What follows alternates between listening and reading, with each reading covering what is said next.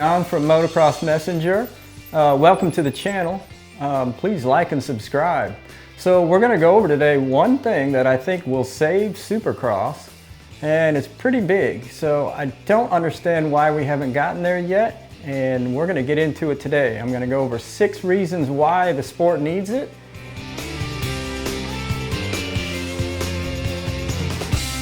And if you would, please again like and subscribe. And what am I talking about? I am talking about in-helmet communication. In-helmet communication. F1 has it, NFL has it, Major League Baseball even has it to the catcher from the manager, and the Tour de France has it and NASCAR has it, but we don't. We're still using pit boards, and I don't quite understand why we're stuck in that era.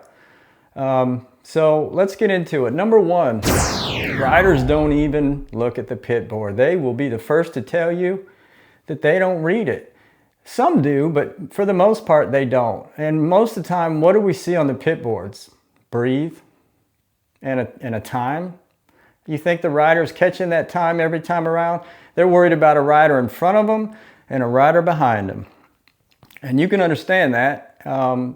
But that's just how it is. So number 1, they don't even read pit boards. Number 2, safety. If a rider's down in the triple, they don't have to look for a red cross flag or that red light blinking in front of the triple. They can get told right in their headset right at that time, roll the triple, whatever.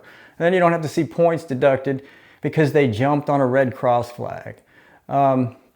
Number 3, Joe Shimoda. If you guys remember, about a year ago, Joe Shimoda broke his fingers from a pit board from one of the mechanics. Took him out, and we didn't get to see Deegan and Shimoda battle that year.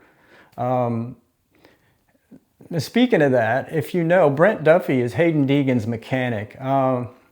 In the Houston round, he got fined $500 because his pit board hit a rider, Aiden Shive. And, you know, I know he's wishing that they had already had that because his wallet would be a little heavier right now. Number 4 would be just the broadcast. How cool would it be just to hear what the pits what the mechanic is telling the riders? I mean, it's just cool. If you've watched F1, you know, it's just a really cool part of the race to hear them talk to the driver. So I think it would just be a cool aspect as well. I think it'd be really neat. Number 5, if the AMA is worried about teams using it for tactics like slowing up other riders or whatnot, they can monitor the system and they can levy fines as they see fit.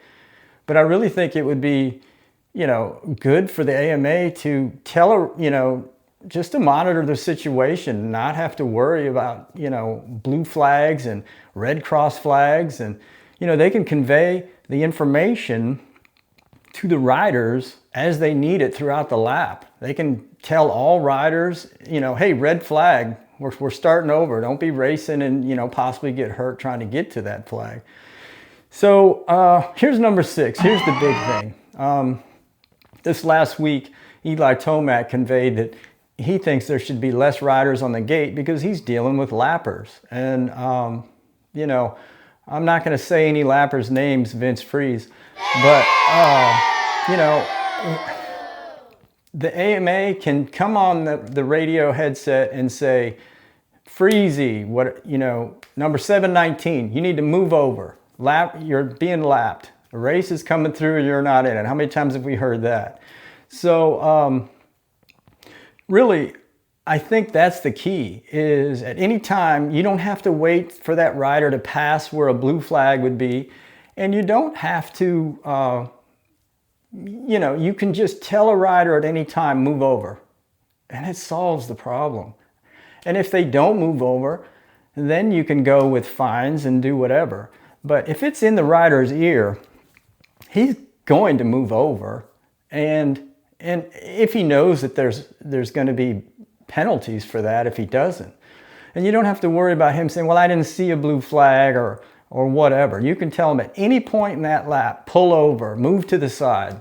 And I think that I understand Eli Tomac and his idea, but I really don't think that's good for the sport because that eliminates you know, between 5 to 7 privateers basically for every race. And, you know, that's guys' dreams, livelihood. And, you know, just about everybody's been a privateer at one point, even some of the top names. But yeah, that's my thoughts. I'm going to try and forward this video to the AMA and see if we can get something done. And yeah, the more likes, the better, because that'll show more people agree. Please subscribe, and thanks for watching. You guys have a good rest of your day, and look out for more videos from me. Thanks so much. Bye.